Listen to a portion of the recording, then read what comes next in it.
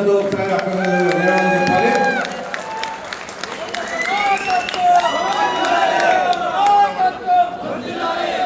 వేదిక మీద పెద్దలు అందరికీ మరియు ఛాన్స్ అయిపోయింది. మా అక్క చెల్లెలు అప్పటి నుంచి ఎప్పుడు తిన్నారో ఏమో, ఎప్పుడు నీళ్ళు తాగారో ఏమో తెలియదు. నా మీద ఉన్న అభిమానంతో, ప్రేమతో ఛాన్స్ ఎప్పటి నుంచి ఇక్కడ వచ్చి కూర్చుండి అందరూ నన్ను ఆశయానికి వచ్చిన ప్రతి ఒక్క కొరుట్ల నియోజకవర్గ ప్రజలందరికీ, మా ఆడపిల్లలందరికీ పేరు పేరున నా నమస్కారాలు, ధన్యవాదాలు.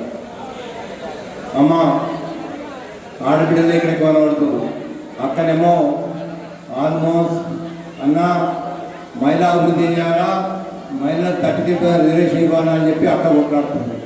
సో మహిళలు అంటే, ఆడపడుచులు అంటే అక్కకు అంత ఇష్టం. కాబట్టి మీరు ఒక్కసారి కవితమ్మను మన ఆడబిడ్డగా ఒక్కసారి కవిత యొక్క కొరకు కరతల ధ్వనితో చప్పట్లు కొట్టాలని చెప్పి కోరుతున్నాను.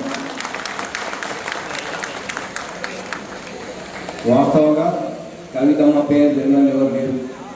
ఒక పార్టీ, బీఆర్ఎస్ పార్టీ ఒక క్రమంలో బాగా తగ్గినప్పుడు కవితమ్మ గారు తన ఆడపడుచుతో కలిసి బతుకమ్మను తీసుకొని బయలుదేరి ప్రతి తెలంగాణ ఆడబిడ్డకు ఒక ఉత్తేజాన్ని నింపి ఉద్యమంలో పాల్గొని ఈరోజు మనకు తెలంగాణ రావడానికి కేసీఆర్ గారి తర్వాత మన కవితమ్మ గారు పనిచేశారు. ఒక్కసారి మిత్రులారా ఒక్కసారి ఆలోచించండి. మనం ఏమైతే నిధులు, నీళ్లు, నియామకాలు అనుకున్నామో అవన్నీ వాటి కొరకు కష్టపడి తెచ్చుకున్న తెలంగాణ ఈ 12 సంవత్సరాల్లో ఏమీ కాలేదు. మళ్ళీ ఎక్కడికి పోయింది. మన ఉద్యోగాలు లేవు, మన యువత అట్లనే ఉంది. ఎక్కడ చూసినా మళ్ళీ అరాచకము, అంతా దౌర్భాగ్యమైన పరిస్థితి.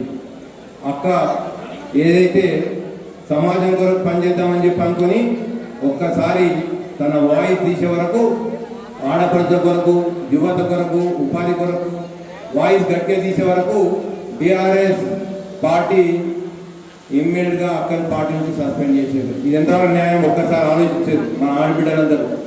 అంటే ఒక ఆడబిడ్డ కాబట్టి ఏం చేయలేదనుకో అని చెప్పి అక్కడి పార్టీ నుంచి గెంటేసారు. కానీ మన కవితమ్మ ఫైటర్, కవితక్క ఫైటర్, కవితక్క ఇన్స్పెక్టర్.